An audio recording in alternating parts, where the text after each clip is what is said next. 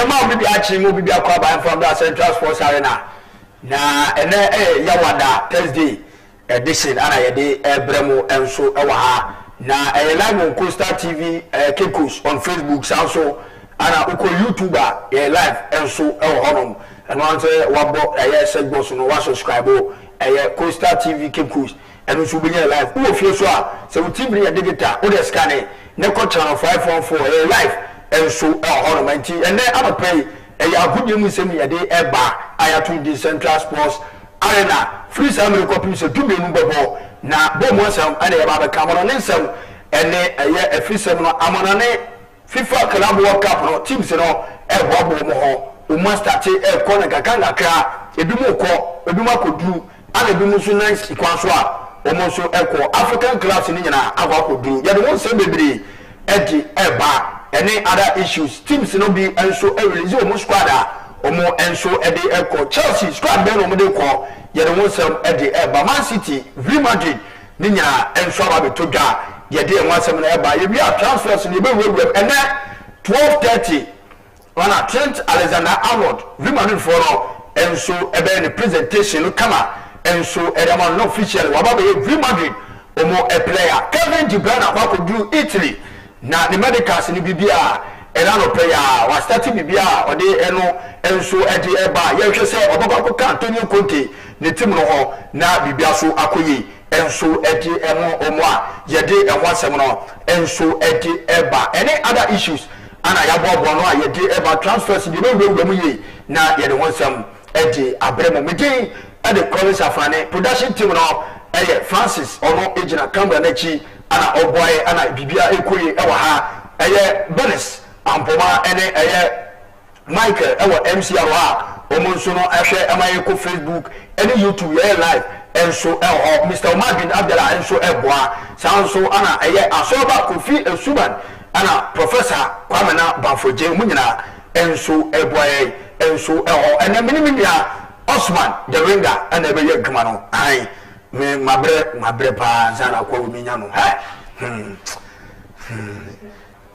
uskeni ni uprimani to ati ase onu no ewo ho ana me de me primani onu catch ni o ka wo no etisa ana etie enti tamtuku mami nkamo sema ana wo de nyabotre mu nyabotre Osman akwaba ene se bi ba fine Nyankopon na adum bia ya nyame adum bia we very fine ya ye ebo adwuma nso adwuma dase wusu gbo adwuma dase adwuma dase kase na wugu so ye Nyankopon na adum nti yes ana me maame ena ebusuafo okay ye no masi ebusuafo no wo ye yes mo makam so ya obi yes enti amama mo be guest no matene nka no ni twa mo ka kria bi na maba me ba na me di amono nsem no kakra e de go e de amama Uzbekistan I qualify for World Cup for the first time na players no kasa ye de amomo no we dey make show video no a e kwa mo fa so a omo present players no na obia enya na medal ga makoma bi e de tunkom me kwaba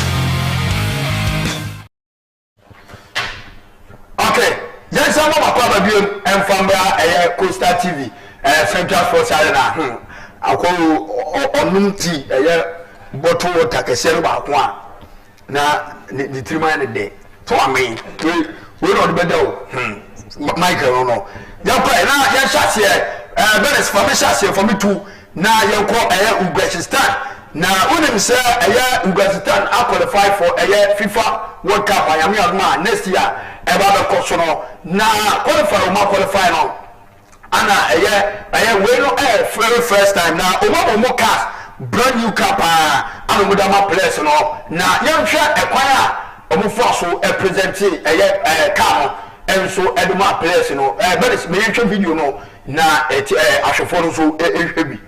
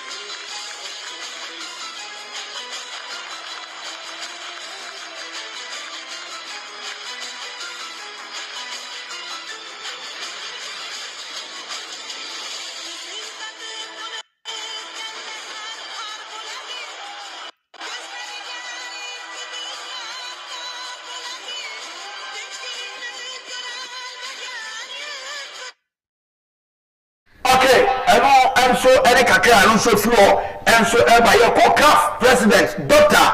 Patrice Motsepe ye ko na so unim se ono eye CAF president no na eye FIFA club okaba ye koi ana CAF African countries no omo teams are omo representing Africa no what CAF president enso ene west message edama El Ali osanse ni gina no omo no nyame atoma omo na ebia no omo ni Inter Miami enso ana ebia no inti balance ade CAF president ade ne bama me na oni message odi ama no yinya no so oso otomachi obana Africa El Ali for no omo ya clubs ana omo ya club omo bo omo mate enso hono ma yede wansem no enso ade eba ye ko Mamelodi Sundowns omo nso ekọ FIFA Club World Cup ni bi na omo jersey omo ayi omo ne kobo FIFA Club World Cup no FIFA ni slave badge no omo dia bo omo jersey ni nche fam say ana omo nso ekọ yusu enso hono ma yede wansem no enso ade eba mekabe enso ade achemo ye ko Real Madrid omo nso aso ye na onim say Real Madrid for no enso ade omo squad na where Man City dey na amane na so Man City dey ni na onim players omo di omo kono omo masan ni omo foforo ni nyina enso ewo bi goalkeeper Martinelli ewo sanso ana Ortega ewo Ederson ewo sanso ana Ruben Dias John Stones ewo Nathan Aki Abentia ye fa no Right Intineri enso ewo bi Abentia ni Josko Vadio akanji mu nyina enso emuti wa no squad no Tidani Rangers abeshem sanso ana Wadrigo enso abam Ike Gundogan Bernardo Silva Savino Nunes omunyina right check munyina enso emuti wa otumi hu se omo strikers omo ko no Omar Mus ene Halanda jede enwansem no enso eba Benes Fanes one no enso efoto so Chelsea munyina omo se enso omo squad no aba na when Real Madrid je no eno ana ode ato so no na wo be hu Real Madrid squad omo so ko no uhwemu din wo be hu se obia ewom player bia bom including obia ana se obia player omo signing na on my no ono ana enka wo enti wo to me say Real Madrid omo so squad no ene da TV no so sound so ana live on Facebook no wo be hu enso ma ye de wansem no eba for Chelsea de na me na me no nkoma onim say Chelsea squad omo de kono de empanifo de aba ne say players omo call out of loan last season ni nyina omo nka wo nebom Andre Santos ni bia omo de ka tip no se omo de ne ko Mamadou Sa new signing omo de ne ko sanso ana brancher ne din enso brancher no new players Liam Delap mu nyina enso aba be shem wo de no squad numbers ni nyina enso ehyehe ho kama ye de wansem no enso ebewa meka be achema Mama Trent Alexander-Arnold na Real Madrid wakoko plemu ho na brancher no koye no de metin che se fa Arnold mame na Arnold ana ode eba ne se ni jersey number 12 abrancher na fa Marcelo ana na ehye ewo Real Madrid na de eba ne se on se o Liverpool no na ni jersey na chi na yacho Trent Arnold na okọ Real Madrid no omo se omo de Trent nko ena di egu akire enso de ma no jersey number 12 unim se Spain de yense jersey number 66 until 12 no ana 12:30 abranche no omo yi na kire omo ye presentation kama wakwa kodu Madrid kromo no ma zede enwansem no enso eba na me Raul Abrewa wabo ma Real Madrid da wasi akan ma Villarreal pen sesi ana ono na Villarreal for omo academy coach na wakaza dakra o se engofo ka se Real Madrid referees ne bo mo pa mo favor mo ana so ono ne sere ene se omu kasa no Real Madrid no ono se ye bo wo ma ankono Real Madrid nko je red card bebre enfansi no bia ji ye nkofo ka ho mamo fa ye adwuma enso Gerard Piqué fanama me na wayi ne Ballon d'Or first 6 the top 6 no in order na tieniye Osel Lamine Yamal ene di kan Pedri Gonzalez ene to so mienu Rafinha eto so miensa Vitinha eto so enan Kylian Mbappe ana Ousmane Dembele ana eto so nsia enti we wona ne ya agene ana wona ne nya agene mamento nka enso Facebook hono na bibia enso enkoye enfama mami Pedro Neto na Chelsea bobo konim abrante no omo aya voters omo to aba no supporters no to aba no omo se onu ni goal hostility a Fulham ana ede omo de aya goal of the month ana goal of the season aya ho hwe ekwan ofa so ese goal na goal nso edi side game no edi ma Chelsea no eno ene enseba eno nso efiri ho enso eba mama Nico Williams inakini nia no owo Atletico Bilbao ewo no sina kan na de metin se abante no oso wa hira ni se Bayern Munich eba obeko ana eye Atletico Bilbao for no so se ai se obeko dia ana se we de anya kasa tintin Luis Cross no wo na mo so ma ma se ne eye ne salary no obobatum na abante no na ska oji eye 20 million euros every year bia ne salary no na the Luis Cross no eye 60 million to 65 million euros we was can no abeje so we to ya ne weekly wages ne dia no odeko we anya kasatente mu no ntwe ko David bia ma me disasi and probably by Chelsea masa wa be tie gu wotwa wata ana omodin ko Aston Villa e ko no enema fa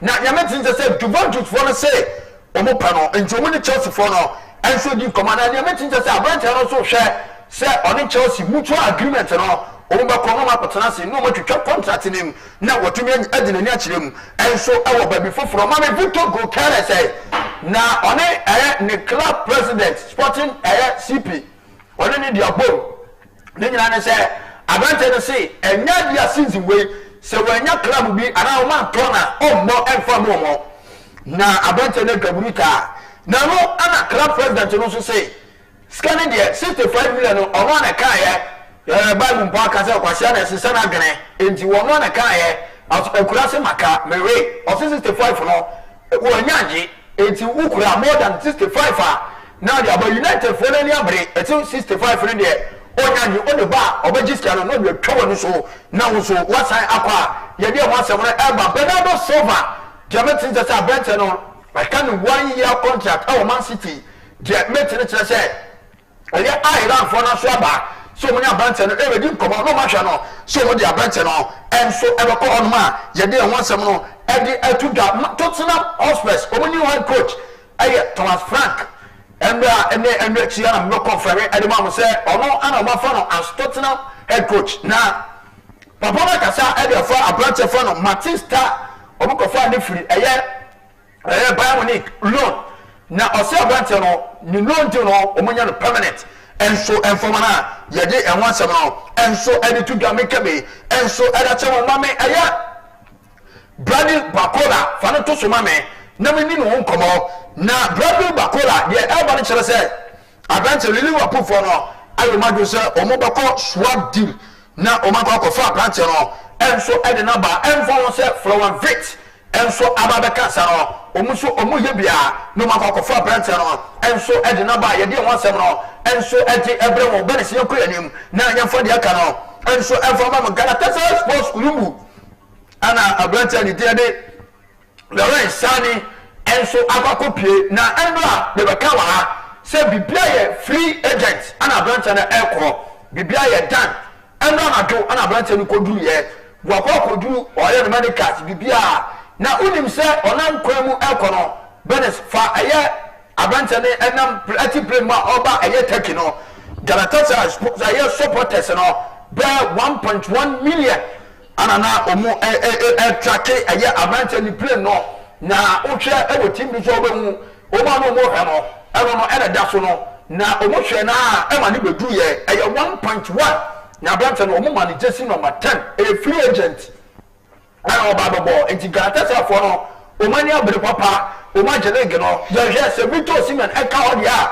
ene team no animu ni akire mbumita ayesa yi bidie ka no animu ni akire e ba masa na Prague ni enu anu agina ye wa pakentam na waba besen enso a oma me Luka Modric mo bo aye esomo no e ba da we ye wo aye Real Madrid FIFA Club World Cup no so a abante no edi na ni kirem ewo tima ne din enso di AC Milan na ewo enyo ana abante na eba no o say after FIFA Club World Cup no ono so eba ma Kevin De Bruyne wa kwa kodu ewo Italy na okodu ya no ya fans no enso ekaka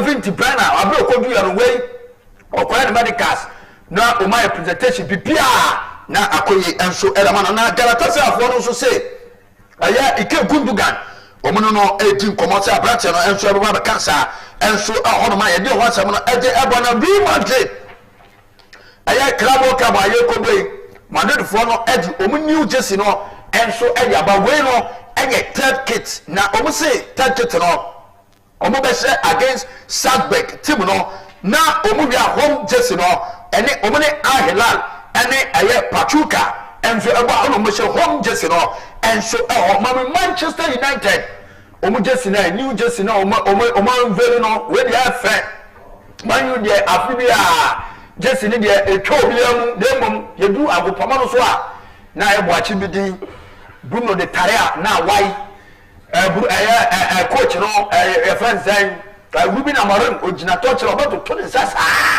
jersey we ana da so no fe kama da omo ho kobimanu mo share Patrick Doku mo ahyehyehye ne fine we be free akwa same baka dem dem ko to bi mre no ono de as usual o pressure enti we mo share fe say na mo be yo wan dwuma enso agopoma no so na ya support mo say dia na mo kodigu mo twagu we fe we na ma fa mbo Champions League enuma ye enti no we United ni a kopa bi na to na eno so aba na Chelsea dia no forma me na we no aya we keta omo ko se enso Club Cup na omo ne Esperance de Tunis omo so messages we na Nicolas Jackson na ni ma ya den okodu anu etwa atano odigu e ka onu popo akoro mo atwatwe maintenance na na fu ba ko de se ne chen no ayi no ni ma do okay onu so jebo a o masa gofu ti akoma lam di afraba no je we o ba tira ho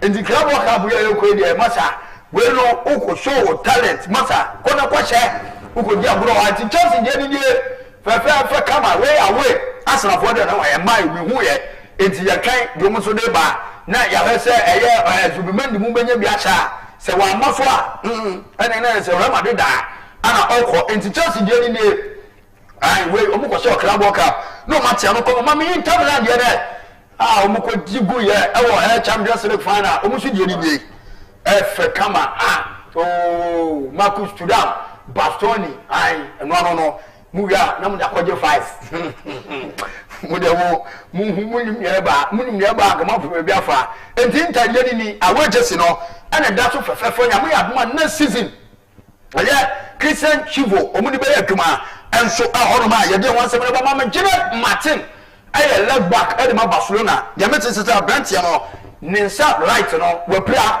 na ya metin se okoye surgery na obo Barcelona na oba be ni surgery no enso ahono ma jade en wansem no enso ade abramu mudi we etum sirbo Barcelona e wana Ansu Fati akwa we si so ha ball pa ya fe the ball o di agro ya si o Messi ko enie onko o ti crowd we wo ho onu so ba ya na start ye no digu o twawata masa ball kura no de che akwa we de metin se Monaco for no ayo magana say 14 million euros option edema omo say omo beta abrante no omo any Barcelona for ni din komana Barcelona for no omo di shame omo say no na omo say buy back cross no omo di be shame omo 28 million euros no ma kwa kofa no na omo di na ko enti we no okwa Barcelona for no say emuye da omo e beba no ma omara wo 28 no ma ba be fa no enso ede ne kwa ye de wansem no enso ede abramo enso aho enti FIFA Club Cup no nyame ya mo chena Chelsea for no ipiem enso ewo US of A no mu do manya chem wo squad na nya beto ga enti na omu ye training na e chena away bus weekend ana e hase enti utimu nyima ne hwebe yedin e dia ma enti we no United ne Arsenal for ne Barcelona for no munka ho etiye akache for no ye bo nti mu bobo a na ma behwe bi eti benes no ma me fa si wa ha na eti mu manu ni wa ha mu Barcelona ni wa na mu Arsenal o munyina ma mbo bi o bi why ye ko bo ne ye ko bo ye ko so ya mo de aga ye nka se ekoji na mo ye bu fa na dia a se mo mu ni ye de ade echiri ni cap esi wonum na ye betwa wata ha ye ntwata eti enwa no enti sa ene tie Central Sports Arena ana mate meka no ntwa mo dabi Osman. Yes sir. Makwaba. Oh, be fine. Everybody come on. Okay. You are fine. Pray what did he? Oh, I want America. My mom conditionalities in the Robo Colanch. It's my mother in a Colanch. No problem. No coin. I'm a small boy, yes. So I can say no. So what year 20? Abe, never. And I go. Oswa. Iswa. I say. Was ever cassa offer it here. We have a using come on. Colisa. Osman. Yes, sir. Young quay. Collins, my man, Falcon, and I'm in chair. Oh, my chefuni, and I'm very glad I'm a Pamabaka one. Yes, so Yabo carry contribution quota to the development of a Jumoku. Most of us in the interest, and honestly, and many are come touch on baby because of time factors. Just a few areas, you know. Now he is a home come kakra. Now, my starting fee England. Okay. Now he is in come. FIFA Club World Cup, remember there, some almost all the clubs in United will be announced in the squad. Yeah. Was it because now Manchester City is in now no more Miriam kakra. Yes. Make sure squad means so between our boy is out to screen to na years won come kakra. Michael na from Man City dey na mama na. Actually Manchester City. Yes, squad City for the bay na. E da boten say for goalkeepers no. Any new addition. Marcus Bettinelli we be room hono. Actually defenders no, actually midfielders no, attackers na. E bo there is a notable name bia one miss was squad no. That is Jack Grealish. Jack Grealish. 100 million. Yes, 100 million. One miss was squad in them. Okay. Now, I quite remember some time back, Premier League, the last match for the season, City football against Fulham or Craven Cottage. Now, in that game, Oyaza Jack Grealish one good you honor. Now, we be saying Coach Pep Guardiola about the absence of Jack Grealish. And Pep make a comment to be there. I know your coach, and he believes there. On your place in the go to my ball, give me the make match the squad, no problem. But fast forward, every season you have a major tournament in the FIFA Club World Cup. Okay. Obviously, in the kind of season now, Club Manchester City what have it within the year in retrospective. So that means that the FIFA Club World Cup now, it is going to be a tournament at City. They will go in with all their arsenals. Yeah. One good player in the until there is a one sign new 4 players. When they will make the cut and the list of the tournament in it. Not just Grealish, only integral member of the team. So on Kawubia, then that's past the rumors that Brentino, obviously, on Cassidy for one plan for the long term. And actually, Jack Grealish, he's one player. I'm not sure that that's bad or honor. But then say joining Manchester City, and remember against today, Brentino has not been the kind of player you were Aston Villa. In fact, I don't even know if Jack Grealish with goals. I am not a mistake because he's a player not known for goals. But when it comes to assists, he will be there. Squad in Union. Yes, and inside the squad in the bone of Jack Grealish on Kahubi. Okay. That means he's out of the club. Yeah. Now, it's actually a number for Manchester City in the last 4 years. It is very clear that Benton Obey yes, I know number about Manchester City.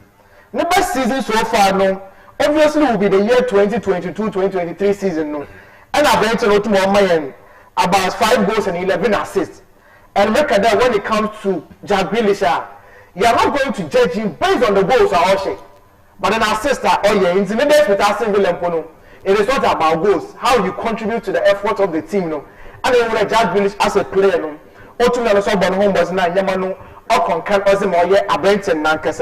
So last season in retrospective. 32 games of boys in Manchester City, 3 goals and then 5 assists. Clearly, people are saying Benton no. City for one next first out of the Romuno. On Yanzo go to my album and Yama Concan now Zamoye Benton.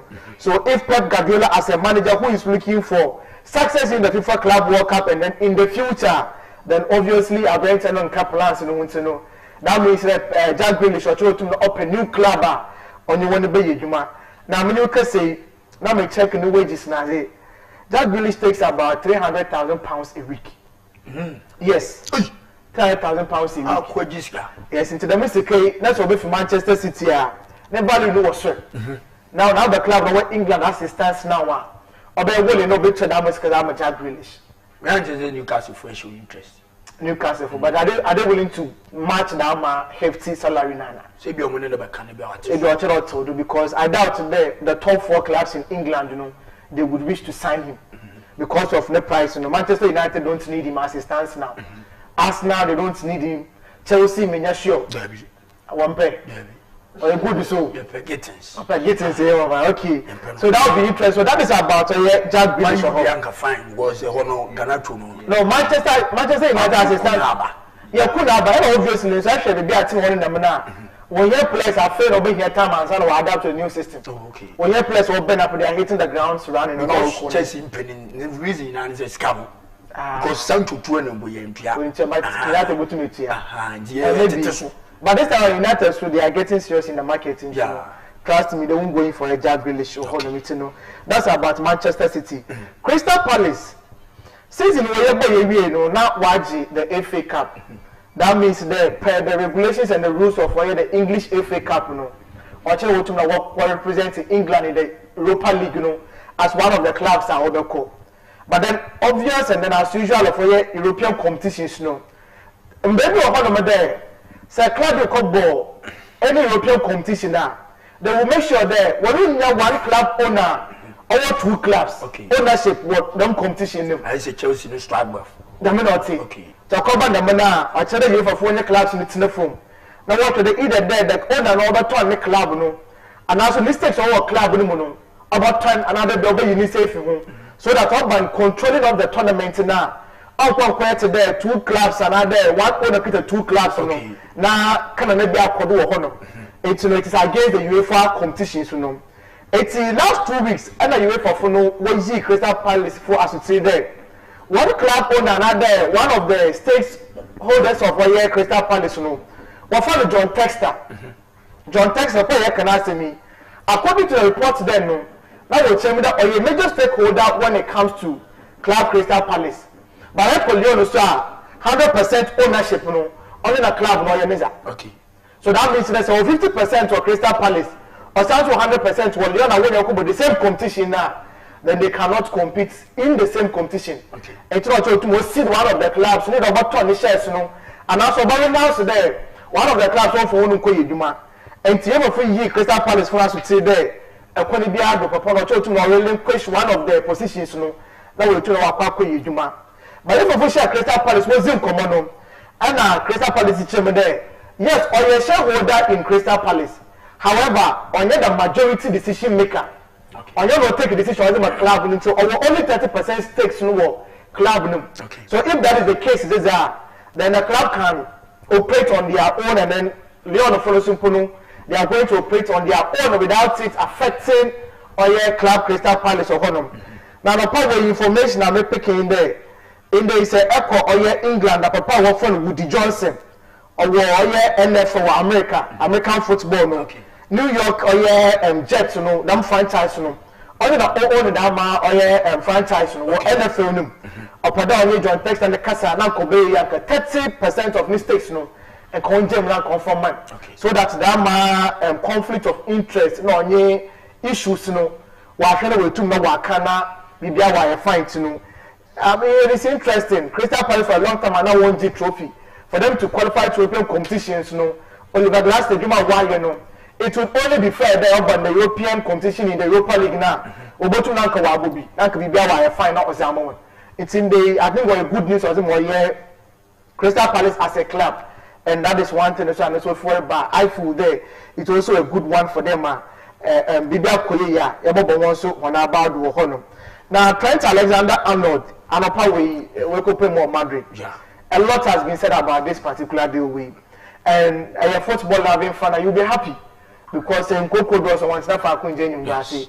And obviously, Sergio Brent and Ebra bought with Liverpool from the academy days, and then they said, okay, Liverpool for Babe, one of the best, and in fact, even the best club in England. I'm sure not based on the recent achievements, you know, but in terms of overall trophies, club no waji. Because up on the Premier League now Waji 2020 with Manchester United. Yeah. Up on the Champions League now one Waji na kase. Up on the EFL Cup now one Waji na kase. FA Cup no Waji go hono. Europa League no one Tottenham Hotspur one Waji kase 3-3. So I said overall now this is one of the most glamorous clubs ever in England. Now, outside of it, for a long time, Liverpool, so if you look at Liverpool, won the Champions League in 2005, the Miracle of Istanbul. Fast forward, Premier League is not. It was in the 88th, the last time I watched the Premier League before I Jurgen Klopp is more. Now, Jurgen Klopp, one of the guys over there made to most in one, no, Trent Alexander-Arnold. And the quality is never in doubt. On your friend, never turn the Baba boy and ask him. Yes, he has deficiency as a player because of the own defender. Definitely, he has his own challenges. Eventually, sometimes he finds himself wanting. But offensive wise, about more goals to Honor, about more assists to Honor. All the set pieces, especially free kicks, this guy is that good or Honor. But for him to be trained with Liverpool, we are very sure there's a marketing to see here. Not Cabrera, what on now any other club here. Collins are fine, we are very sure there. At least God went to your crowd, it's about 120 million pounds, about 4 years, Trent Alexander-Arnold. Yeah. But for him to double run the contract down, no go free, no, I call Liverpool supporters, no. Now when you bring a problem or Arnold no fault. So we need to come on. One the contract there, and consume now extend the contract, But no, for the guy was too late in that club was a baby because no because you come so baby. And in football, so your boss man who, of course, 6 months left on your contract. And what my club they because in come on. So as far back as January, nobody felt so intent there. They wanted to sign the player. It was the former bid command Liverpool for no. So the ones of contracting him. So the ones of bidding him. It is a boy who's okay free. Ozika from your neighbor Libya or Honor. And the Liverpool supporters will not come phone. And we are saying, in fact, of Pedama experience, and Michelle, one of his interviews, I went and guarantee, no reason come there. He wants to win the Ballon d'Or. I'm sure that in history of football, Liverpool played at the Ballon d'Or, or Liverpool honor. I'm sure. And then I call Madrid. Yes, I'm not sure. But I call Madrid. One do or Liverpool. Okay. No. But I call Madrid. Yes. I call Madrid. You are going to have a conducive environment politically. I want to have the conversations every season. They are there. Yeah. And from Cristiano Ronaldo, Luka Modric, last season it was Vinicius. Couple of other players are almost fighting for Mbappe. So that is the conversation, and the trend will just be there. He also wants to be there in that conversation. And already now, Jude Bellingham paved the way. No, Englishman acquire he's striving with Real Madrid. So also could join her. For me, I'll acquire a bad on him, and he's a 17th English player. I'll join Real Madrid. Okay. For me, I would only reach in the very best of luck. And I want to competition here very fierce because position of Paco Bono, a certain Kabahal, I want to or Spanish look on team captain. So that means that Abraham, he should do over 100%. And also the measure that Xabi Alonso has a plan for him.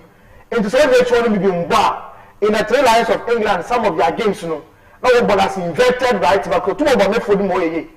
And now this law called now so much more than the quality no or the quack boy. And see all your medicals until the very little code, men with the squad number and reason can one or come back or Real Madrid with FIFA Club World Cup. And we can only reach in the very best of luck today.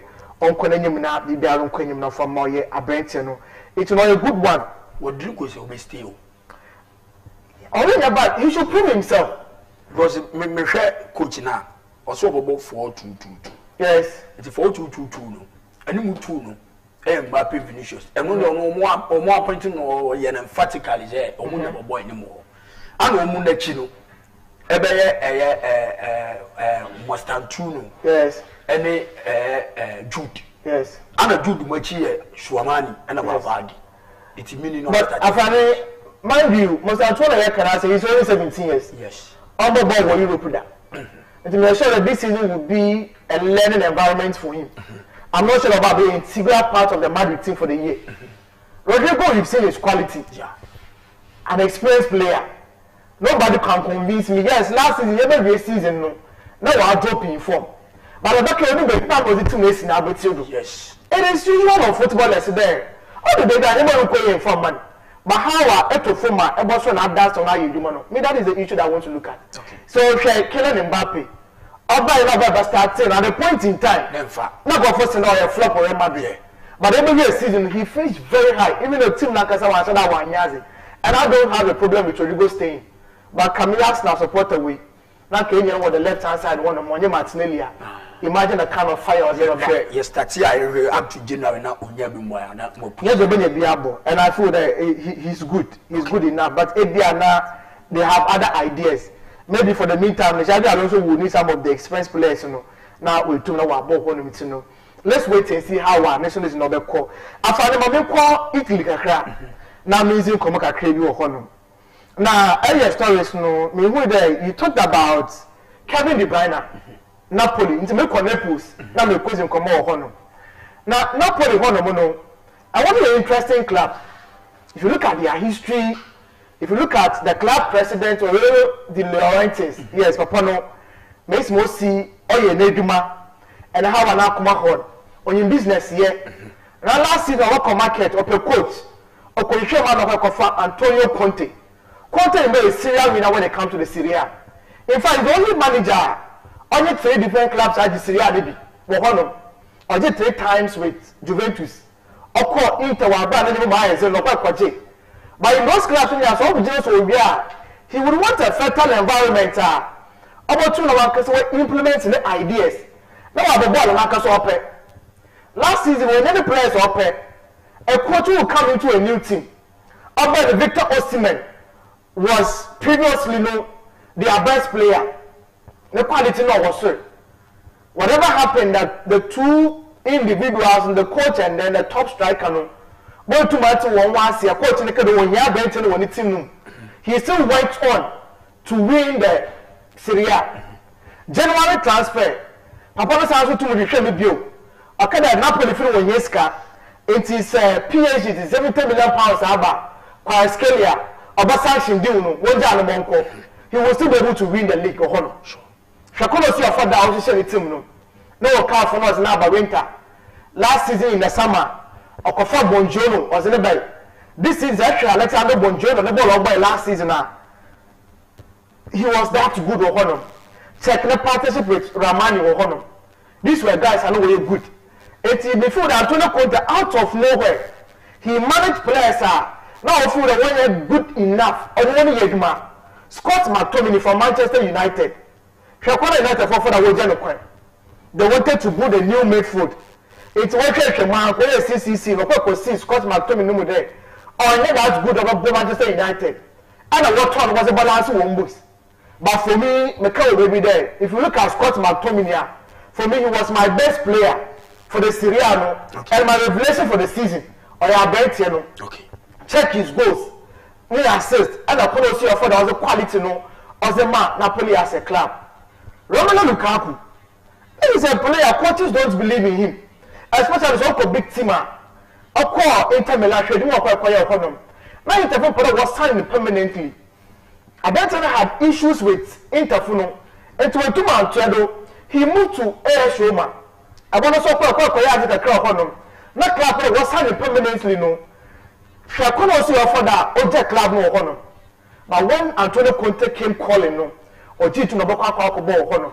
So he went there. Last season when the goal king is it. But on my double assist of goals for Honor. And what's able to show you why midfield the wire as it. Now after the season, no, the Laurentiis is a share Antonio Conte because in Como. Let's build up a squad that he has a challenge with Europe. It's about the squad that we need experienced players and players who are willing to fight for the badge of Napoli. It's a when you can say it's a market no. I can say a players in Nado. Now was it to Mukaka a better for Kevin De Bruyne. They show that in terms of the quality with the midfield of Siano, experience-wise, quality-wise, above all of them. Okay. Even though I need to admit and understand that, and with some they are good, but on both the same position. Yeah. Scott McTominay, they are good. The other players were available in the midfield, no. Also, wasn't going to show you but all of our team, no, trust me, is going to be a leader for the team. No quality, I don't know and actually makes my supporters what budget now. In fact, when a good addition, a good player, a leader in the team who is going to come in with that man, load of experience and win with Manchester City. Now about the boy, especially every season, no, now Kevin Durant and the former, ultimate Manchester City now. NBA called born with the start of the season now. And Manchester City could have given him another contract extension. Now, and the quality no or Yazoo to na over. So for me, before the very good news was him or yet Napoli for no. And apart you can say Napoli Antonio Conte, while fair player often or yet some Buchanan or your center back or some or Bologna. I went to 26 years of age. Last year of years at Akma. Not about joining or Bologna for no. He's been so impressive or trying the best. But the player no, not Naka or yet Bonjour no. Na ball will turn our park will compete here. Because if Napoli go to Europe, indeed when hear that much squad in depth, a large squad of quality players, now we to defend the Serie A, no. After the Coppa Italia, so they need to be there. The Masters Super Coppa di Italiana, no, they need to be there. Then Champions League football. Okay. So Antonio Conte and trust me when it comes to domestic competitions, when you start about the squad, when you win you it's a funny Italy honomono. Napoli for you Washington warrior no. Juventus, the likes of Inter Milan, they need to set up. AC Milan, they should have been working warrior. I don't foresee the next season they are going to be part of the conversation. Maybe top 4 they would want to be there. Okay. It's also quite interesting. Now, my last speaker, Mr. Bessino, Victor Osimhen. I went to know about the For me, I'm happy with the sort of warrior traction when you have it. The rumors and news or Kodo.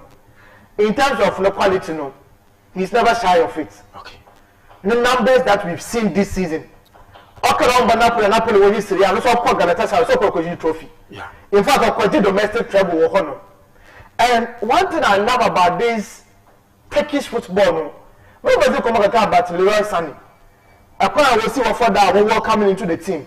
And also, Victor Osimhen, environment for me before they were tried V and Kasan wasn't bad and it is very good. Now, after the season of Okobo loan, rumors now start to view. Yeah, but say the Al Hilal of Saudi Arabia. Now we'll try one best than Cabrentiano. Oboto na Wasan and FIFA Club World Cup years in command of Pawe. Kanoso was an alcohol. But okay, in Saudi Arabia, one was a top player. Sekasama was the influencer. Was a 3 solid bits and I was a bet.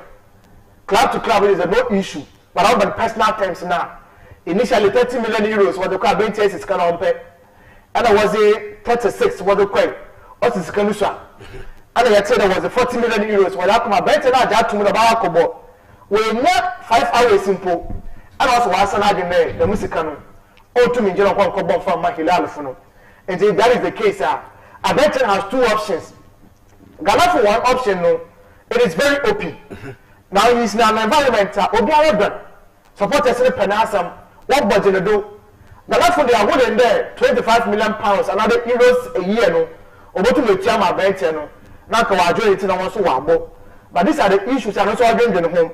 And upon we pick information, the Manchester United, they are looking for a striker. Until the Victor Joe Flores, no so let's Samaba. And now a better for Victor Osimhen solution issues at Akoba. Victor Joe Flores, I use a commander, the club president to say, what more Benteno any option there? Sakra is 60 million euros plus 10 million euros for the Bakawa. Obaja to like a 70 million euros in packages, we move on our They are looking for 100 million euros. This is the amount of money they are looking for. United I am so good. I want that the twist plot no bono. Now, for Napoli is looking for just 70 million euros on Victor Osimhen. And it's a club and you have 2 options. I could put about 100 million euros. I could about 75 million and 70 million euros. I compare 2 and say a rational buyer. What would you do? I for the for 70. For 70, and I have 2 places in our brand quality. I said, bro. And I feel that and over 2 70 the ball for my own wages in the door to sing with. Yes, I want to see a problem. Absolutely. Then again to the Puno, I found a measure there. You compare 2 places in Nano, 1 European experience. Because now, Victor Osimhen, I tried and tested with Napoli. Okay. You know with Galatasaray. In fact, French legal with Leo Humboldt. It's all about what testing the pressure leaks now. What do they test it? Yeah. But the same Victor Gyökeres way, time over England at the championship level, even the Premier League, no numbers in it until last 2 seasons and I was sporting CP and the numbers were appreciate to honor.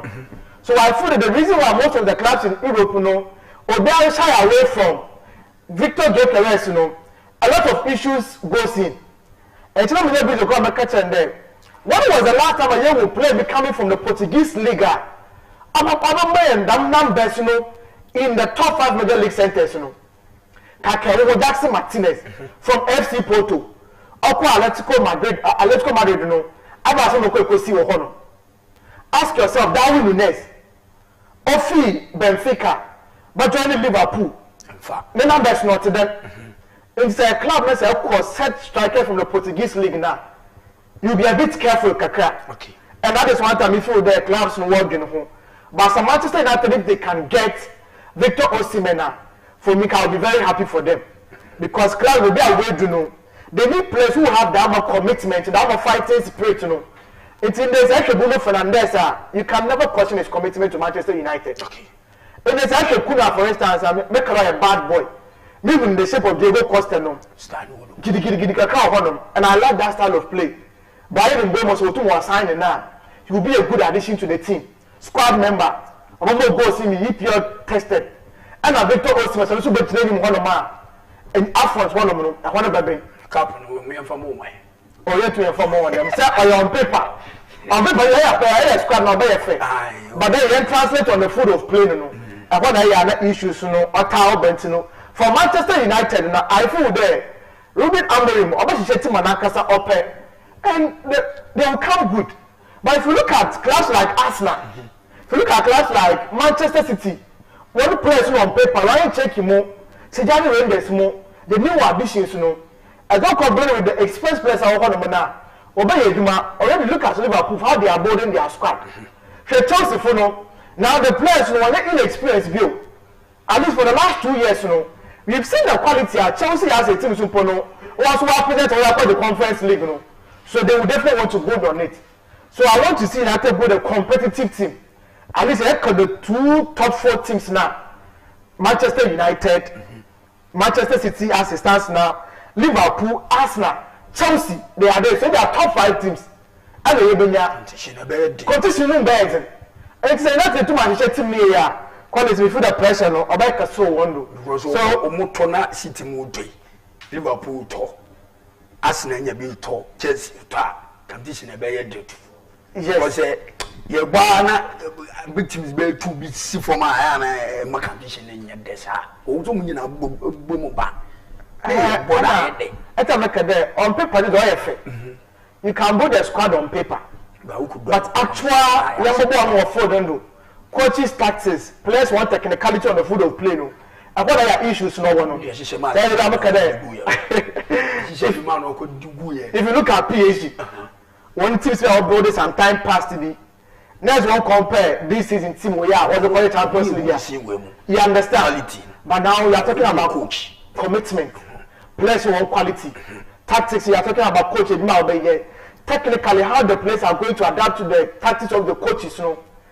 Young the ball in the execution on your coach in a board that go post any of our bash or a player and not to and before they saying that team of quality that now over to Nawaye and Manchester United on a pressure club and before the Victor Osimhen so Oba over to Nawaye because me I love a style of play and United deserve obey and have quality no now we talk about want to know for European football now funny me feel there obey there FIFA Club World Cup is a bazoo come on then we chose to squad that was a quite no. On your back, church fans in the say Liam Delap, next time I said Diego Costa. Jackson, I care for hand with 2. Every time the competitions of boiling team, and I say a playing part, my wife and I one coaching ball. You should get a proper competition for yourself because personally, it's a really a competition woman or Ginger also pack a count here. And to say, player for Nicolas Jackson. What the free VR, now what I'm messing your bad.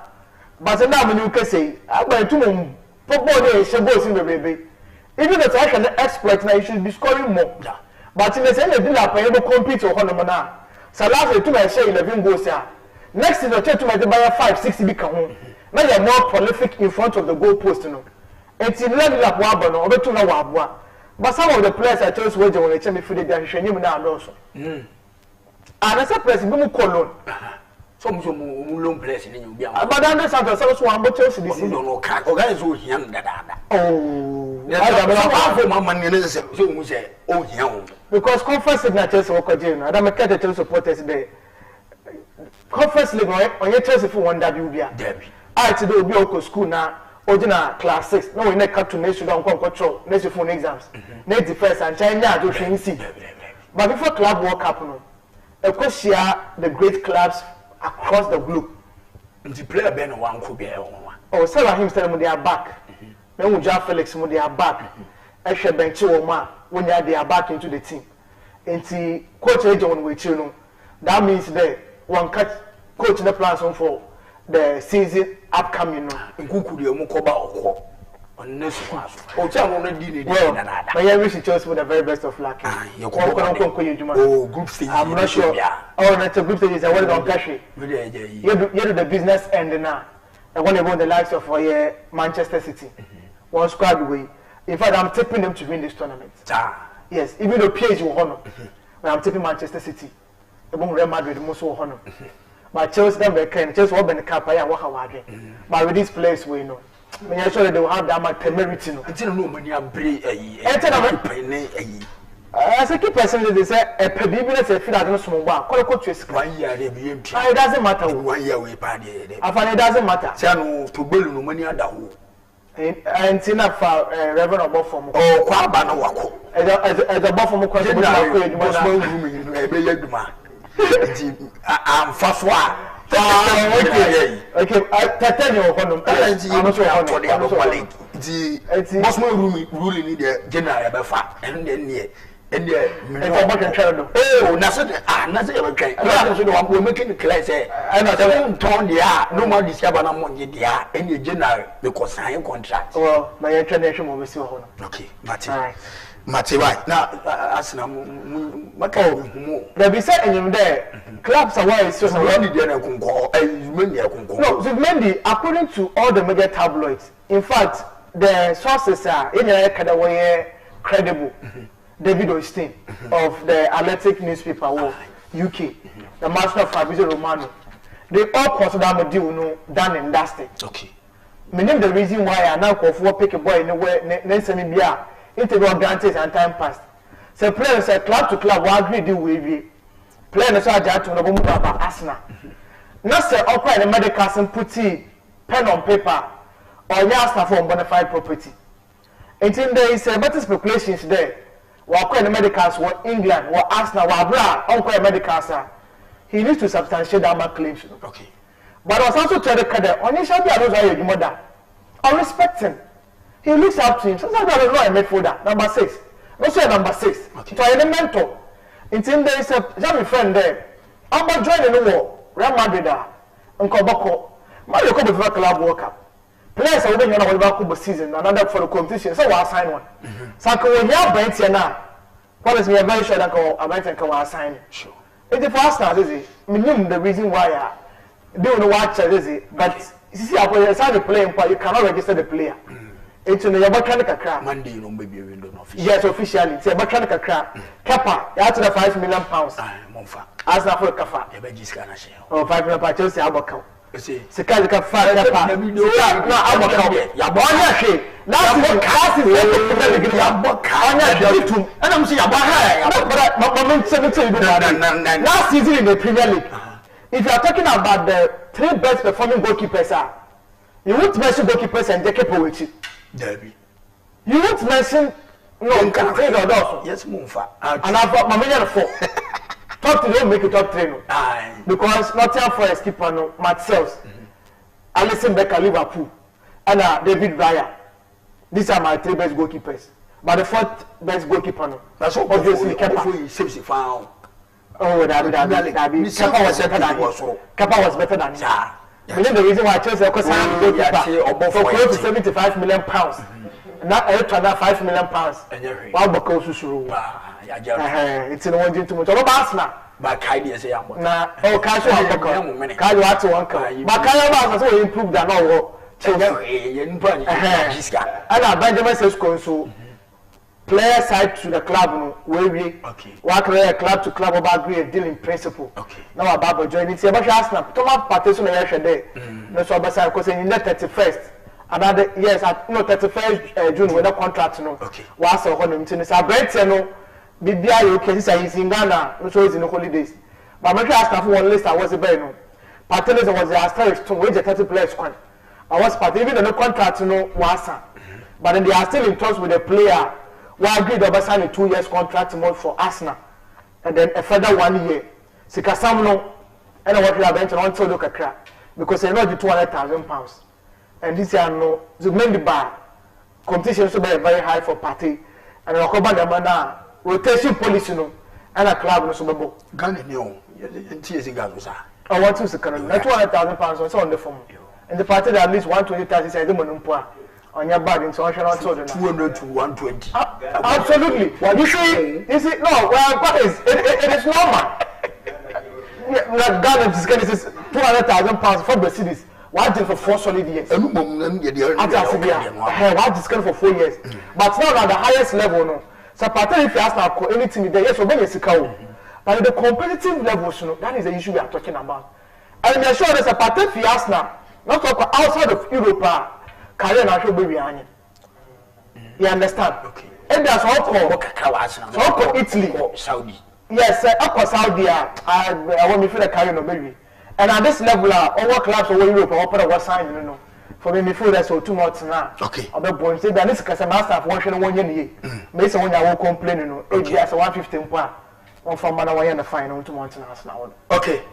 Eno eye Osman Benis Masende ano the picture bi amasi sie wako eye Real Madrid for trophy cabinet na oni Florentino Perez or the chile na ono gino na nwabo no why mere who say yes wa baba bi eti na yes wa making his speech ne ma me na ho ana osu we yes tears of joy ne ni agya so aha enti Benes show picture na mama na Florentino Perez church no trophy cabinet no na bebe odini wewura no enti sa na etie enso ho no ma kom na Caesars Piliqueta say after Club World Cup no eno ano no for the so many si wo eye Atletico Madrid na odini ni achiri mu bebe foforo enti sa enso ana etie say dey ready dey na mama twa mo mra me ba na be di afisem no aha eni ono gina odi twam ha nice one yes and I can google so ha eni na senior man and say I'm catch the Liverpool a big club but then there's a club that is bigger than Liverpool and when that club comes calling you cannot say no let's dear hey when it's a dream come true they bia is very and this speech no mebu ha no you yati why the bia is mu dream say mo bo Madrid yati eni come on go fair hey asina nya mu hafa munya tofu ba ho asibo wo la no yafi ye be papa ye de ne si fom ye ko ye ni timo mu di ye tofu kro ba mi twa mo bra me ba na me de afisem no e de amamu.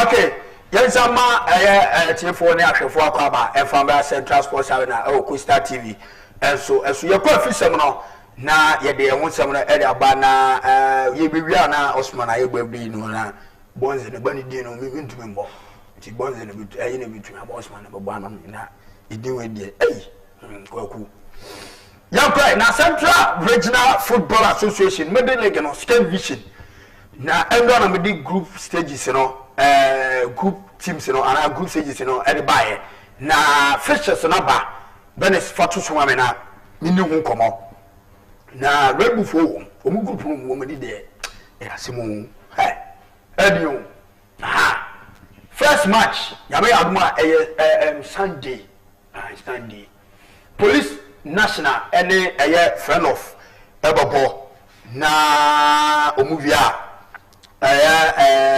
Dabolasi Young Stars ene Genesis Isamon United so abo na nti day no 4 games ano mo bebo nti sanity ye start anopa be 10 wono ana 9 wono no ma hase nti fixtures ni group matches ni nyina ana egu TV no so a onso wonya bia wo hwe no nti sa ana no so etie fa me Kumasi asate kotoko esi omo gym center enso ewo Adegwajachi wo de yentwa video no ekwan a o ma fa so start esi omo gym center no wo Adegwajachi my year no in the way say a bit mark for story 3 story okay music you be say to us on kwa there make myself to us because we the back hole to na mane call yi and I say wo hwe enade no so a so 16 mm e shemu 66 33 into the 6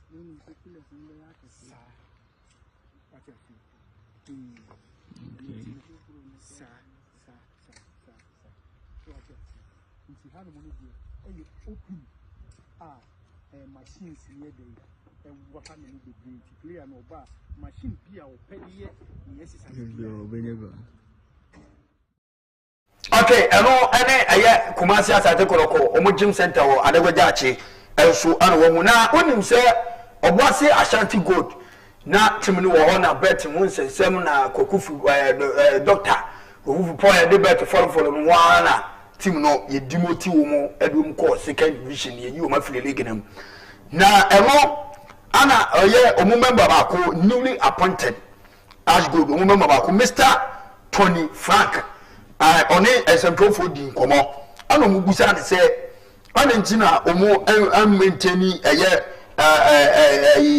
Obuasi Oman returning Obuasi go first na omuguso a ede Ash Gold di na eba wadwo enchire mu yenko na yenti Mr. Anthony Frank Anthony na asemo kan he say Obuasi go face on eba and the sad that's when the Kosori at the Chinya they say Ash Gold FC and eba change of name about go face and then Ash Gold the main clarity actually you propose me go first and Ash Gold FC into your registrar department when I go first and say obi engage that name no it next year go back to the Ash Gold FC it na me change it to Ash Gold FC but you see di ankasa ye dey ba no Ash Gold FC which at registrar general no and you registered to any club you say yen ye dia be at say yen ye dey registered confirmed idea dey ba no same thing. Name 2 names. Go for Sania. Ash Gold FC, yeah. BB saying the same thing, but just a dini kekena, yeah. And Saba, Mr. Tony Frank, and so I can say, Moi, Anomo, and so Eddie Eba, Yerika Monsemono. You call Sports and Recreation Minister, Honorable Kofi Idi Adams, Ghana Football Association, I was no. And so waso ana wakasa eda phone na wa confirm say oruso eba obaba dwedi na si yinti sama Honorable Kofi Idi Adams Sports Minister ekan. And on the 14th of June we all will meet at the Grand Arena for these prestigious awards that celebrate our legends and great footballers that we've produced in this country and across Africa. I will be there and I expect you also to be there. Thank you. And so Sports Minister Honorable Kofi Idi Adams and so Ediamaya Windossi or say I was no or back into her life and so Bernes from the next minimum and we know FA charges in Aba it's you room in your nation service. One say Omni Basakens and some no a buyer no ya charge you see I may have no Friday Omumbi Yano Omumfo response and family.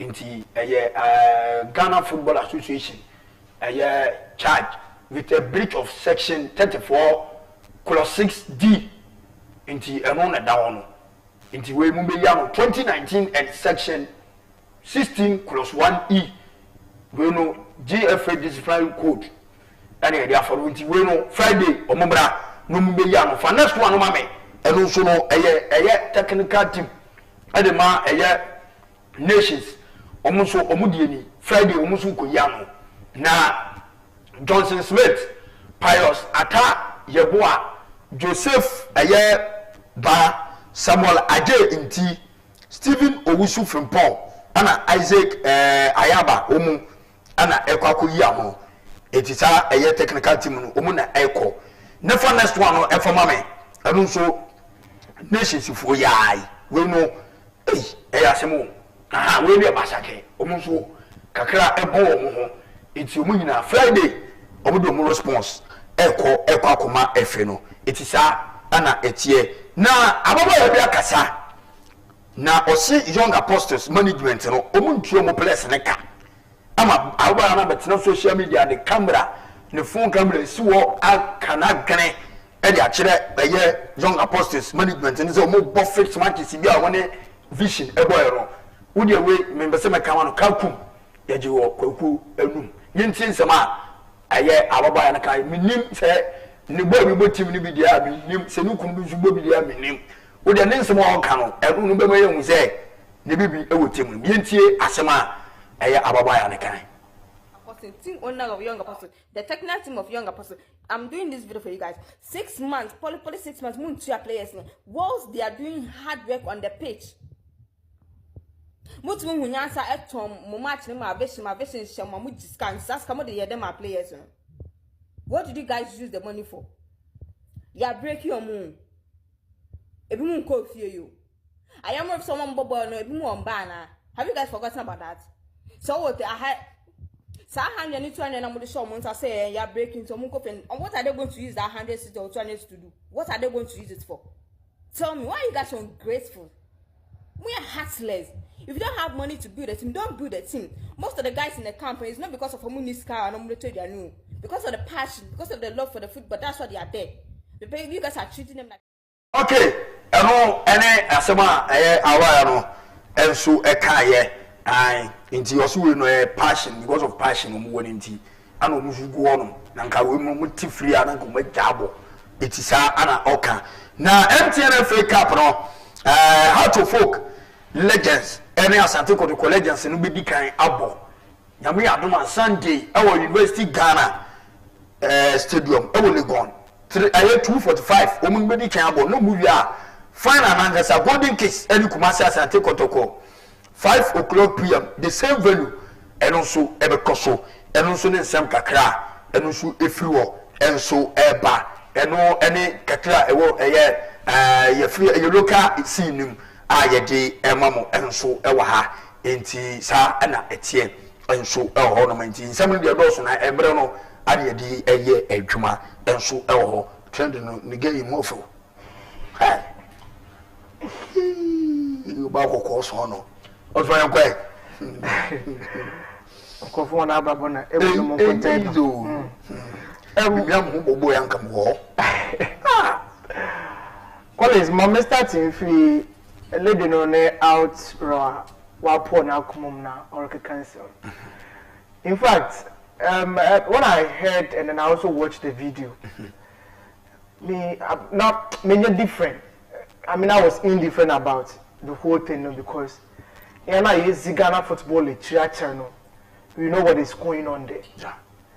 And there's a bad time, and a girlfriend, a year, and they say you the win you be bobo. Now it's today. Leroy Sané signed the contract Galatasaray £1,475,000. Thomas Partey you £200,000. Now I convert to Ghana citizen. Now if you see car football, see car players in Winya. Na ebe awunu ya wo papa wo kuni bi wo faase bi bobo na owo camp no weekend bi na all from akomezimo me wo play bi a Ghana Premier League ebi mu division 1 a sabe men can to me ho but you need to support them. Yeah. because you know the way system net. You understand? And Mama ya tete ya when you there. The Football Association now, there should be the regulatory body making sure the players will check on company. They don't care. Or for why? Because it is the same club owners who are make up of the Football Association.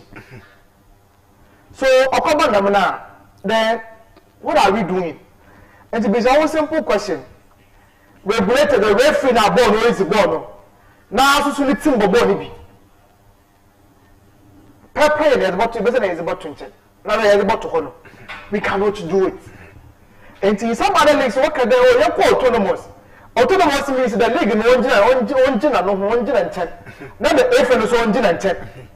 So that league, when I was around the league, why even me, FN Boboma catch on there. Fatwa day. No, you're quite in you. But you come out, we don't care. It is some okay, I mean, on your mama. I know what is going on. Oda the season where we house at 50 Ghana, a more is Kennedy. Although I want to inform you. In fact, I was preview when kept course a day. Team Papa work, Team Papa B. You know, team will come a day away.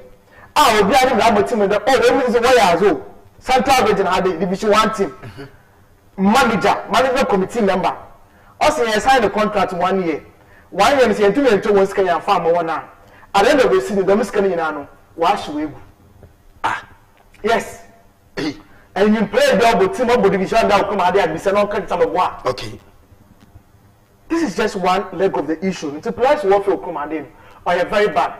I can tell you what to my band or you're looking name pana another nobody know what team need. Now you have the season here, you know, Befia or put an 200 cities and not the bay. Sky was the general conde of Uncoffee. It's very bad, it's sad. We don't respect our players for Ukum Hadi. And I did make there. Also under the demand and supply of the players, all those which in the demand into know. I'm a players, you know, one for one in Yashi. Every season we are the two supply players by 100,000. Clubs like example, one for them by 10,000 a pay. Not every time there is always surplus if you are open 20 players, the man will treat to Ukum Hadi. And it is very bad. Now, the other side of the issue, aside from the warfare, no, it is a match fixing allegation now. Accreditation or Kawansam. As from the season, you know, Vision FC Togo, 11th position, picking 45 points. And young apostle team, accreditation, I let you walk out on the match. I'm a vision for no. I want to do 40 points. I can try to now, awkward 2 minutes, I'm going to go on the match. I'm with team. We are just a break analysis. Now, when they finish ahead of Vision FC, ahead of young apostles. Yes, and I could say the young apostle for no. And I could one match was a man Vision for no. Yes, now you made the Mukume Hadi. Okay. The third game architecture was the Mukomono. Or see in match day 31. Match day 31, young apostles square will by 2 goals to 0. Zema Vision FC. Now that was game, first goal bar in the 83rd minute penalty, and at 88th minute another goal by. I'm not saying the goal is not by, and I don't want some. I'm not saying I'm washing. But fast forward from that time, Vision FC to PK 12 points out of the possible 4 matches on the world. So match 31, 32, 33, and 34. So really, it's what I'm count into a PK 3 points of honor. So another 4 out of 4, which gives them 45 points of honor. Now 45 points now we know. So that was 12 in the 15. And there was simple mathematics. It will tell you there. Now we could have 33 points. But not now 33 points. Before after match day 31. No, 33 points. Now my young apostles. Young apostles, even at the end of the season, now young apostles, Okuta 37 points. Another season, we'll pick 40 points. But as at match day 31, now young apostles Okuta 34 points. It will be between 1 on year vision around that time, Now young apostles the year. It's over one last 4 matches will be pick only 3 points a pair. and I will make 137 points in home, and I will pay 40 points. And this I can analysis in here. As at match day 31, now Vision FC Okuta 33 points. Relegation won't win pressure the window. Young Apostles Okuta 37 points. What in the BBA? No one here just 3 points to confirm in the league. It is if what the lady is saying is anything to go by, then that means that okay. And an imperative analysis and measure one. So it is up to the regulator of the league, the GFA, to be concerned about these allegations of football movie. Martin, the owner of Young Apostles, also a faculty, marketing upon each other, ability man, okay. Senior, or you just damage control. And I don't believe in that. It's if they are serious and they care about the image of the Ghana Premier League, already in their sponsorship. If you feel on the bet on the issue there, but match fixing allegations, said Asher Kashopoli from the Serie A to Juventus. These are some of the issues. You need to go in there, conduct an investigation and verify why Architectural Academy, because it could be as well that in Akasa, young German players, what you want. So, if you get in touch with the girl, and you come on, and be a little bit team maybe. And be a little bit team maybe. Something that you will be not there's been a conversation between a player of the club and not even a management member of the club, no, and an architecture, no. Then you move on from there. But as usual, and trust me, come ade, we find yashi, yaka. So she's going to move here, no munda kofamba. Yeah, Nasanya Shizi. I think I didn't come for say, it's me for town. It's a hope that I launched that him because I mean, if you issue. Many Pelinibia, Nakasamifi, on you on back of ma, and so prayer, okay, Yama. But the mere fact that I can't conform of me go than anyone you do. Now, was almost to me, show and come. No, to act on a match, Nedis can also press a moon be.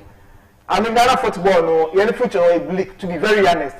And my private that the GFA president with the discipline committee, no, by this time, we know one capitation, no, when you cause in commandation, send me, because I had the image of the league, no, is as taking a more or honor. I find a move on a quarter committee on Komaka. It's better late than never. Okay. I always say this thing. It's rather unfortunate that you're not going to have to bet right. Yes, some of our West African countries, one clubs in the Ghanaian clubs cannot compete with clubs from Eastern Africa. Ghanaian clubs cannot compete with clubs from North Africa. Because a Yimba Musta was one club. Asset Mimosa say one club facilities. That's what culture of Asset Mimosa. See they are Jinzi because they invest into their clubs. Reason why they be I respect him so much. If you look at Pobiman, the commercial center, the club administration, and the kind of corporate image was my heart to folk now. Oh yeah, the papa. And a why? International heart to folk aye. Oh, good away in fact. Master Kotakosu food and Dako Jacho Honomono. You can tell me pictures and it's all about the turf or the ball, I don't know. But in Yamanyama be equal clubs in Real Madrid, Arsenal, a whole hotel on its own. Plus no beer one room suit. Correct one. Opa, what to the honum, or gym or honum, or clinics or honum, or canteen or honum. May pay beer hotel piano. And also that aqua honomona, about to party Joe honum. But the club see, I feel a Worussia. Kotoko Afena was started to be long time away as a woman. But if they are doing it now, Collins, Macaret is good. Yeah, carry it on 1 year more. So they can catch up because more on only 3 points to pay. But we are talking about sustainability.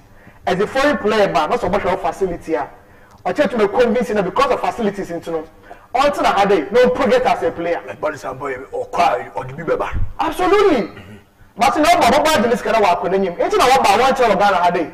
1 by 2 years maximum. Walko, Shambella, Infegi, Akuofi Ugandi, Mukwala, Fabio Gama. Oh, I tell you because the facilities in you one. All the people in Guasa, but the Kotoko players will train us or be near from command, Sabi, to the Oko Bushman and with Makaka Wongi. Then you now know or a bad or a presser, or to Monsa the clubs when you're Monko into no. me feel that or good news ya to the world no nana ya bo abado e never for club Messi e hye no o ya kono last season man tell the kotokofun populate wo so there but so much I want you on community bia o so pia kasa o so mu pia wo kotokoni tim o boka wo mu pia say season ya o ye boy just ended season so signings or yeah or ekoso is 15 billion. I mean so he's doing well and yamba na bar there too na or yeah na mejuma no na honorable minister Kofi Adams meti na ka there or GF awards dia na last year say GF wanya awards Ghana Football Awards and Ghana Football Association GF last year wanya awards okay and this year you want me road map ya obey awards you know anya wonder o so mu ye bi but one year into awards we no anya GF for na awards bia private entities be the one that organizer every season be and where awards was more football na yes nkai for ne nya bi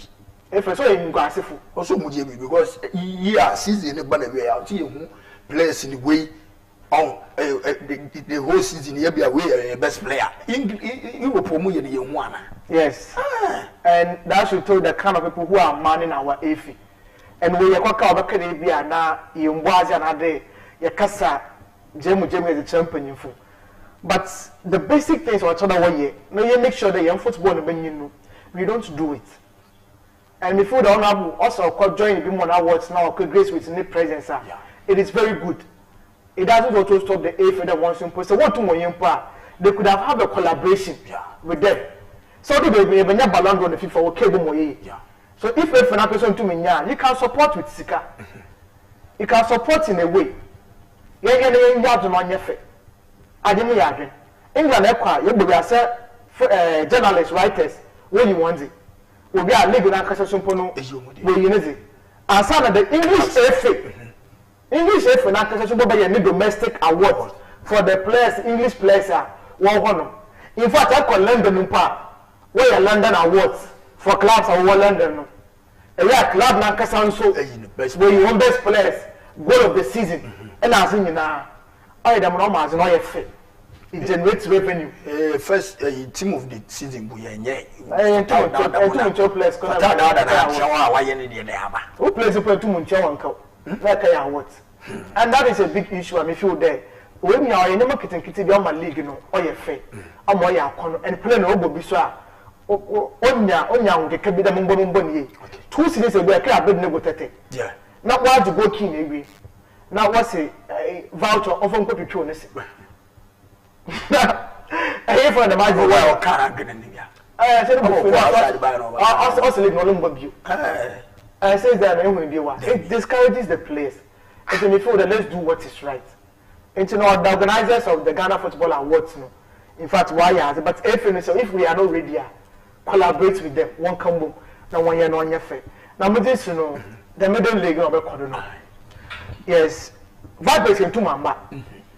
Bad person in the division 2 now, we're camping. At least all division 1 just 1 season. They are back. But this time around, we did our domain, you know. Young Great Bulls last season was what called relegation, no? And I was also fight honor, worry back. For me, because we keep coaching to know. In fact, I must take my neck out for them. My born are bad, you be showing Ukraine there. And you might want to 1 year. And we show consistency there. About to know what when you say communication team that can be. If you may want. And if you want to own preparations 1 year. Now, middle league, you know, you reach on the very best of luck. Now, the organizers of the middle league, you know. Mr. Duncan and you won't go for last year, BBC Cape Coast Stadium. Finals game in one more. But now, for say, what it seems to be there. I don't know why I was in my one club, UCC Funo. It's not misunderstand Cape Coast, you know. But nothing for us, and I'm praying on corporate this time round, you know. Bribery and corruption allegations in our football, no. All this what also do. Maybe I do go with you, say, one people. Say, I cannot. What's the problem? They say, Uko Kumasia, or mouth stick with one stadium. Yes. Every year be one on Bono. Western region, Ebo Takwa. Yes. Accra, Ebo by Accra Sports Stadium. So why, yeah, honey, year be ISS? That is the issue. Let's look at the RFA, no say, and your member, the question is a decent, you won't get the answers. And so one members now they agree they have one from outside of Cape Coast, no. I wonder that you would blame them because you cannot cry more than the bereaved. But as soon as you say, Minister Duncan didn't go after them and then go back. Yes. More questions to be. Okay, to say the pepper and for me, I have no doubt. He said, you're busy no crime, you only have to organize the league, no one, whether so you Cape Coast too, so him foul. I feel that it is okay. They able to not able coin and you mean to know. Yeah, make sure you're young Red Bulls in the very best of life. Yeah. I pray hope that into my baby middle league, you know. Now I qualify back to Division 1. No. Yeah, that's your barrier story and party to know with the class in year 4. Is it will be a qualify group automatically Africa will qualify. Wow. So it is good. So at least there will be some sort of you know by entice when they want to number 1 but it's no. Only support one. And my main club but people of Cape Coast. You know how they able to me enough for me. And they say young people so wabra. Eko kan wan say jaja room you know me say oh jaru division 1 or ya dey but e do ebinu ababra easy ono ne de no about you or you very disappointed with management him and o cancer me ne ya because say we be mu bi na we show appreciation osman wo take care yeah from middle league final abaye you go playoff aye ne Kofi Kinata team no playoff your quarter final ni nyina will show up your ball first leg game against Edubiasi or ye ko Mina Sharks organizing supporters emu ka free from there your ball fear still but you do 10 games ono say no as a game management ni na makaje so nya abotre say nya me a Uncle J mu do baby na so ye babere enti also mutumi yade aboa no na so omutumi show appreciation omude o ma no ka oh ye be kwa ko hu na danase over the bar omunko sad and maybe over someone lessons and the last time you know, me I'm not holding any brief for anyone but I share na club owner now not a coaching staff now stop the management as well or can we be definitely pressure and divided attention now but after the season no I'm sure there's uncle quite uncle question come mobile and come to nakawa but it still doesn't change anything so you know able to me abuana ya abuama to my qualify aba the name Abra Cape Coast and Obatashi and I pray and hope that Cape Coast them so we need to see class playing over there sure into no young bumper and yes yes want to mombra now you need being car UCC youngsters when you need being car dwarfs from Elmina Sharks Central Yinya, your Mr. Duncan, soccer intellectual. Now you've been another Premier League team. So you Blasters and also come Premier League. At least I want to be not girls. About to my book, I also to my qualifying to know. I wish you the very best of luck and I won't call the name. Now, this is FCC. I'm a catch on in there. If you know, it is up to the watch charge wonder. But season when you carry the enhanced measures as a bear for the Premier League, you know. How to foot everybody in mixed zone, support the coach when you know. What charge you on 20,000 Ghana cedis. It's not for anything at all. I'm not expecting anything less than that amount now. Or charge you how to foot. Either the same or above. And Dr. Kwamichi, I a football actor. And the American the boy will come out, the spirit of fairness when you come out, your friend Yejuma. Reason why FIFA promotes fair play in the course of the game. Say, I'm let's say a coach, another club, say you may do area. Sometimes, you know, the result shouldn't even affect you. Ajax Amsterdam, this season, in the LDBC, okay, 5 matches to the end of the season. No, actually, almost by 12 points. But they come here, you know, not PSV, was it just 1 point? About the league, no. League Ojebo. It is a baby. That's a corner, so why the penalty? Second penalty, Abba. For whatever the case is, you know, referee had the penalty, ball enjoyable and quite confusion. You come at the clubs who won't share. Yes, the regulations near the ball. It's a technical meeting. Yes, the police for 15 years back. Yes, when everybody is when everybody. I want to picture not for on swan. Nothing stops you from not playing the game. Ball remember.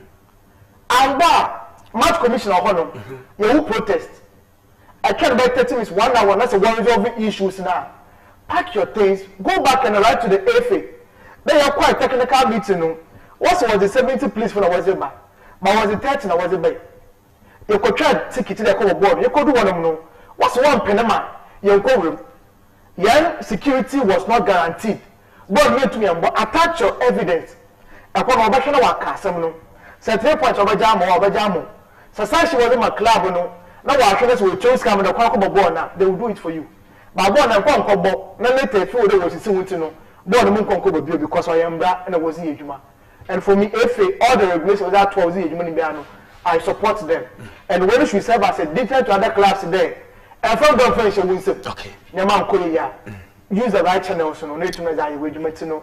One charge one man share mobile so honor. Okay, and Roy Osman, the ring down, and I want to can as now Omo a communication director Kuruma on no. Now, Mr. Martin, you breaking news. A year BC for your Mutroye. Na our Western region, it could be a friend of Wasa Agavi DA Basic School. Na you see, Makbaku 5. Mukotobiani. Praga, Abubuya. Pine. Ama 3. Our critical condition. Baku and so dental injuries. And another one also here when you're 9 injury.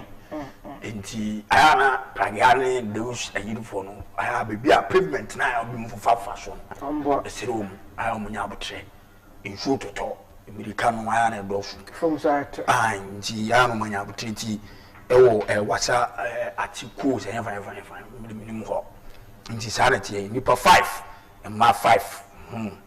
Tisa then it's umso mutuabiane ana mutobike no abutwa form susana edumo akugu hospital it is sanity yam birthday no mame abaya ni dey no me nkai dey no boy am start na no abonu meti ai nti sana idi no hwe no bomame kwaku bonze idi dey Mr. and Mrs. Bonzi. Was Mr. and Mrs. Bonzi. Was he whenever Akatesia or Sono, Kama. And then Yakuponza Fekwe, upon Zafekwe, or Zaman. In fact, where's 1 year? 1 year. I feel away Zaman. In fact, where's 1 year? 1 year. I feel away 1 year. Hey, do it's no Akatesia or from Arabella Otto agree.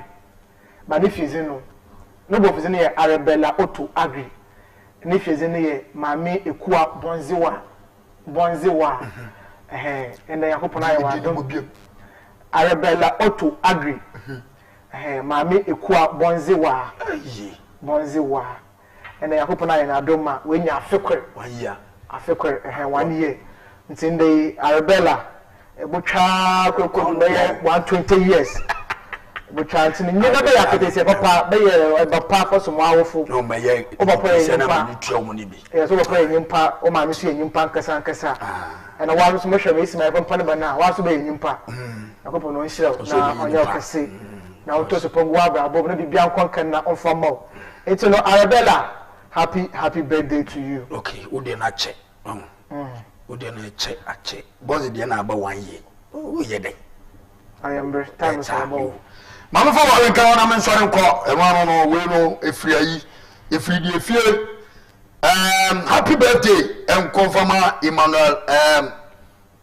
Emmanuel Bana you yati we efri Philip Akom si ye for birthday we emfa emao enso okọ asore ewo COP Akotoche district Kwapro Assembly Pentecost I honor war it is her and etie osi your for birthday so koi emfa emma enso ewa ha na bibia nkoyi enso emfa monti we free Philip Akomo say yemfa kasafidie so na yemfa emma nti eno ano no so aka 2 minutes wana achia no na enko oh afane ma yenchechia yen ahwefo nyina na yenda wana asida no power so obaka wande in abri we so yetum na yaba bosom won in fact when I watch programming na na when I watch social media when you na so e cheche obi bia and akweku bonzi so e be chia na pa so ko won man kali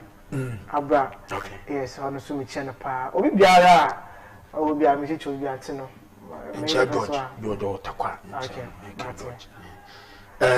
BC no so boy bi dia ba o tena BC adam for usu adult tele sai ya ade BC ya pressure we so we get normal we try we pressure bi anu na betre na relax ma pepa no ma pepa no to pressure ma o to pressure ma no na nya betre na tro fine bibi abekoye invigilators no ya se ya so bi mu ya chi bi mu say more practice no say then mo am more free so kofo won koko season na wa so ti omo koko na so na not obodo say kaka akra o gwa ko invigilator so waje kaka sha o na o ba mu menya bi atafre ti no so no ya bi si wa Central Sports Highland no ya wie ya pon ya kan nyina no aye gbogu eti sa ana etie ene ya wada meserew bebe obi anu hwe wo yi